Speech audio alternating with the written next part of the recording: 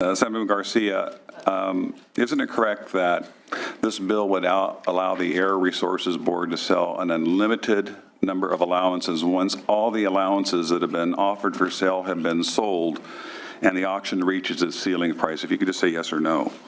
No.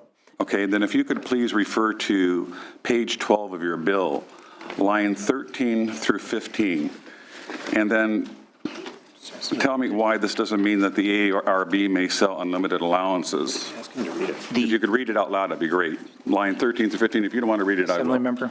The ARB will have to work very closely with our Independent Emissions Market Advisory Committee to move the goalpost up or down.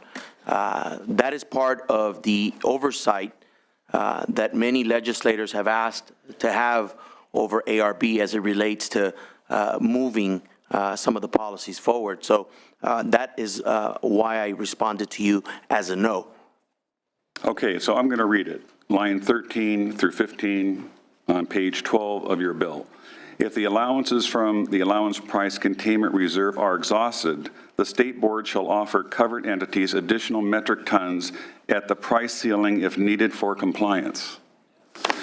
So at this point, the covered entities that are emitting carbon dioxide may continue to do so without limit as long as they are willing to pay the specified price for the metric ton emitted.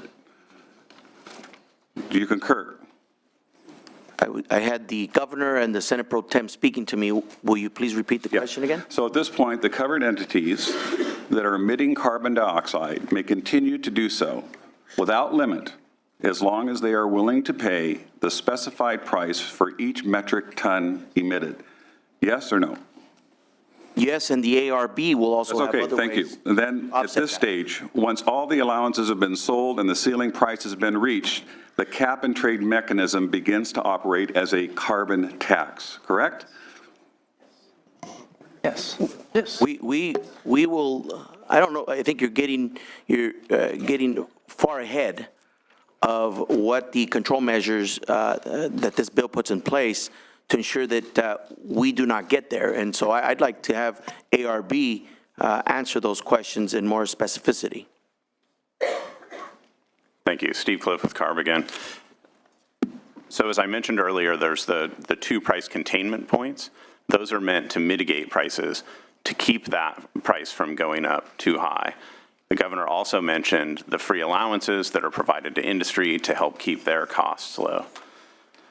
With regard to the price ceiling, we see that as a safety valve. So this is something that in the event that prices do get high, it's there in case, but that there's no reason, given all of the features in the way the program works today, as well as what this bill would put in place for the future, that prices should get up to that level. And then in addition, to the extent that prices would get that high, ARB is required to reduce those emissions on at least a ton-for-ton basis to make sure that our overall emissions meet the statewide goal. Well, I seem to share some of the concerns that the environmental justice community has, that basically we're going to allow for unlimited carbon emissions by just basically charging a tax.